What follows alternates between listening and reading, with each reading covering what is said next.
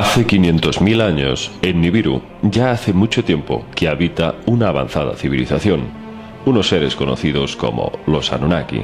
Sobre Nibiru, en los textos se dice que durante su órbita elíptica que cruza el sistema solar, transcurre un tiempo alejado del Sol y otro ciclo en que se aproxima y se calienta con intensidad.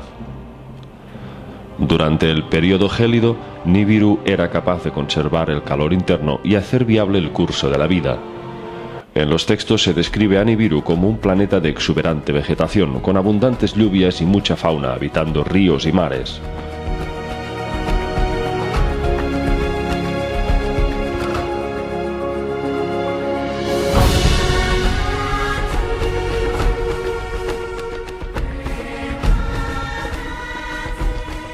Cuando surgió la vida, los Anunnaki se dividían por clanes y progresivamente en tribus, hasta conformarse dos naciones, la nación del norte y la del sur, ambas enfrentadas en una guerra larga y feroz.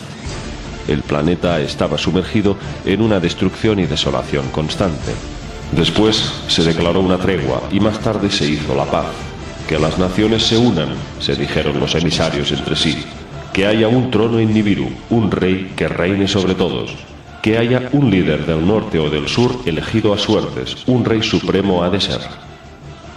El bando del norte salió elegido a suertes como el rey. Entonces, una reina del bando del sur se casó con él. Norte y sur por matrimonio se unieron. Este primer rey que gobernó Nibiru se llamaba An, el celestial, quien decretó nuevas leyes y construyó una hermosa ciudad llamada Ágade, que significa unidad y que simbolizaba la unión entre norte y sur. Del rey An fue descendiendo un largo linaje real. El cuarto en reinar fue Anshargal, quien decretó unas leyes de sucesión que generaron gran escándalo y polémica por ser bastante confusas. Lo que Anshargal y su esposa decretaron fue que cada rey que gobernara tendría derecho a más de una mujer, es decir, concubinas. Luego debería elegir a una como primera esposa. Sin embargo, la sucesión del trono no recaería en el hijo primogénito, ni necesariamente el hijo de la primera esposa. Solamente tenía validez la llamada ley de la simiente. Según esta ley, por encima de esposas o concubinas o hijos primogénitos, lo que prevalecía verdaderamente era el lazo de sangre más estrecho, que por lo general venía dado por la unión entre dos hermanastros. Es decir, el rey se casaba con su hermanastra. Que en lo sucesivo, el hijo de una hermanastra, cuando quiera que nazca, por encima de todos los demás hijos, alcance la sucesión. Cuando llegó el séptimo reinado, a manos del rey Du-Uru, el planeta Nibiru empezaba a resentirse de unos trastornos que nadie comprendía.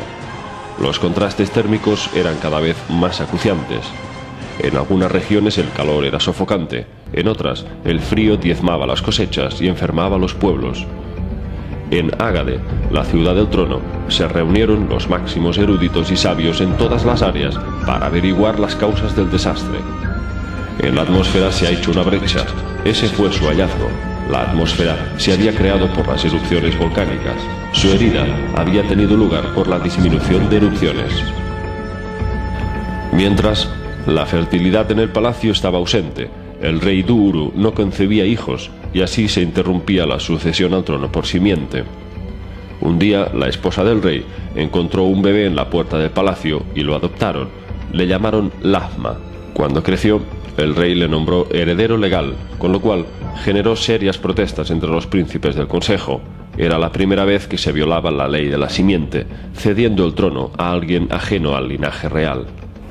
Lahma ascendió al trono como el octavo rey de Nibiru, pero para entonces la civilización se estaba enfrentando a una lenta extinción debido al debilitamiento de su atmósfera. Las lluvias se negaban, los vientos soplaban más fuerte, las plagas en el campo eran mayores que nunca, en las tierras había una maldición, los pechos de las madres se secaron. El aire de Nibiru se había hecho más tenue, el escudo protector había disminuido. Los sabios reunidos aportaban distintas alternativas para sanar la atmósfera. Si estaba tan débilmente dañada, tanto los rayos cósmicos como los del Sol podían pronto aniquilarles a todos. Había que buscar una solución cuanto antes. Los remedios se debatían con avidez. Se consideraron formas de vendar la herida urgentemente. Se intentó un nuevo escudo que envolviera al planeta, pero todo lo que se lanzó hacia arriba cayó de vuelta al suelo. Estaba claro que los gases de los volcanes contenían los elementos que conformaban la atmósfera de Nibiru, pero al haber disminuido no sabían cómo activar más erupciones. Que con invenciones se potencien nuevas erupciones, que los volcanes escupan de nuevo, decían los sabios. Pero el rey Lahma no actuaba, y el pueblo empezó a acusarle de ser pasivo e incapaz de tomar decisiones. Poco a poco la comida y el agua empezaron a escasear. En la corte real crecía la tensión entre los consejeros. Los príncipes presionaban al rey para que tomara una decisión, pero Lahma ignoraba sus quejas y súplicas y solo se refugiaba en las débiles palabras de su asustada esposa. Supliquemos al gran creador de todo. Suplicar, no actuar, es la única esperanza. Mientras el rey rezaba, asustado sin querer afrontar la situación, en el palacio ya se estaba gestando un golpe de estado para destronar al rey. Un príncipe llamado Alalu fue el instigador y el primero en alzar las armas contra el rey. «Que Lahma ya no sea más el rey», gritó. «Que la decisión sustituya a la vacilación». Los príncipes hicieron caso a sus palabras. Las puertas del palacio abrieron con violencia. A la sala del trono, como aguas en avalancha, llegaron.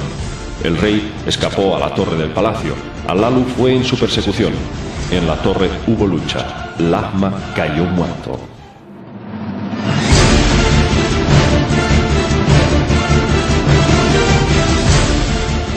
Entonces Alalu se sentó en el trono y sin derecho ni consejo se proclamó rey.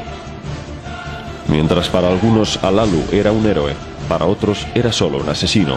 ¿Con qué derecho este príncipe había matado al rey para luego proclamarse heredero legal? Alalu fue convocado ante los 7 que juzgan. Ante el tribunal declaró lo siguiente: «Del rey Anshargal desciendo, de una concubina mi antepasado le nació a él. Alam era su nombre. Alam fue el primogénito, a él le pertenecía el trono. Por una confabulación, la reina dejó a un lado sus derechos. La ley de la simiente de la nada se inventó para que su hijo obtuviera la realeza, y Alam se le privara de ella. Por descendencia soy el continuador de las generaciones de Alam. La semilla de Anshargal está dentro de mí».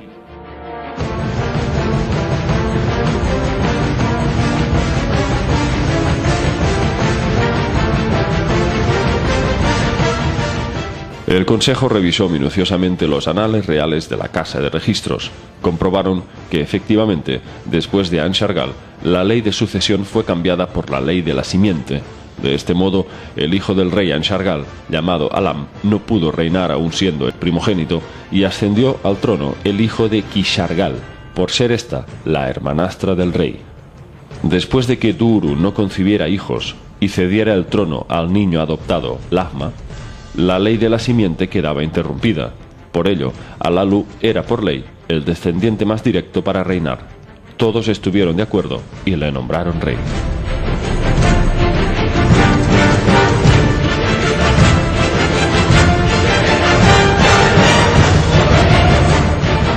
Pero Alalu ni siquiera tuvo tiempo para saborear ese dulce momento, cuando se alzó en pie un joven príncipe, reclamando el trono. Decía llamarse Anu, por ser antepasado de An, el primer rey que gobernó Nibiru. Hubo una exclamación. Aquellas palabras levantaron una gran expectación. Anu afirmaba ser descendiente del tercer hijo del gran rey An, y por lo tanto procedía de una simiente más pura.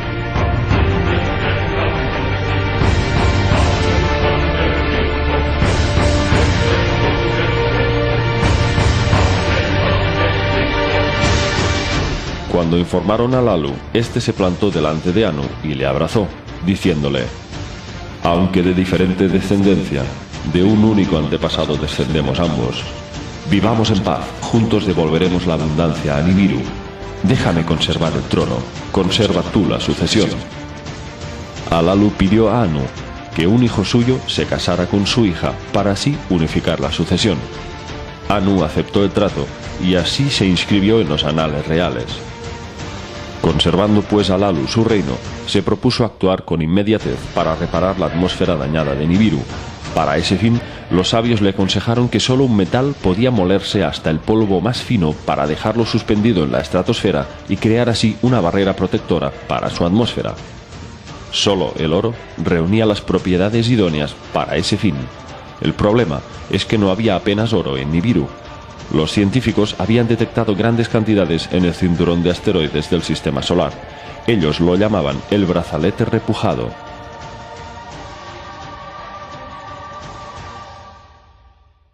Que se construyan naves celestiales para buscar oro en el brazalete repujado y sea traído hacia Nibiru. Alalu era un rey impulsivo y valiente, aunque la orden que había ejecutado no dio ningún fruto.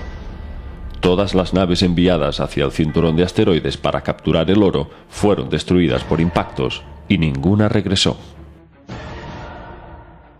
Entonces, Alalu, sin esperar, puso en práctica un plan B: activar a los volcanes para que sus erupciones repararan la atmósfera. Se armaron carros celestes con las armas de terror, con proyectiles de terror golpearon a los volcanes desde los cielos. Las montañas se balancearon, mientras grandes resplandores estallaban con estruendo. Pero las lluvias se negaban a caer, y los vientos soplaban con más fuerza. Las erupciones de los volcanes no aumentaban, no sanaba la brecha en la atmósfera. El pueblo de Nibiru dejó de venerar a su rey. En vez de alivio, había traído miseria. Pero después de 9 años, Alalu seguía en el trono. Hasta que Anu se cansó de esperar y desafió a Alalu en combate, mano a mano, como era tradición con los cuerpos desnudos. Vencería a aquel que quedara en pie. Forcejearon entre sí en la plaza pública. Las jambas de las puertas temblaron y las paredes se remecieron. Alalu hincó la rodilla. Al suelo cayó sobre su pecho. Alalu fue derrotado en combate. Por aclamación, Anu fue proclamado rey.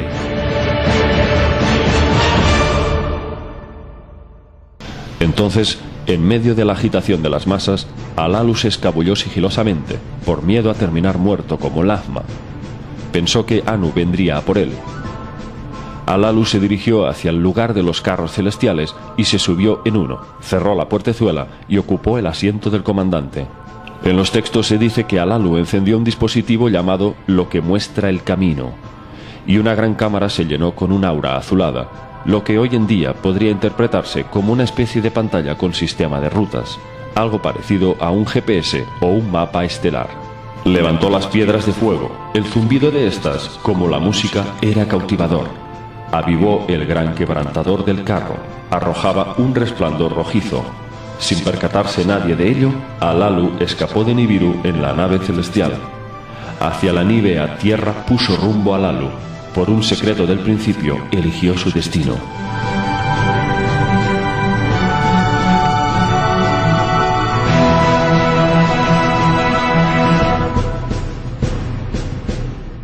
Alalu se disponía a escapar de Nibiru por miedo a represalias y presa del disgusto por haber sido destronado.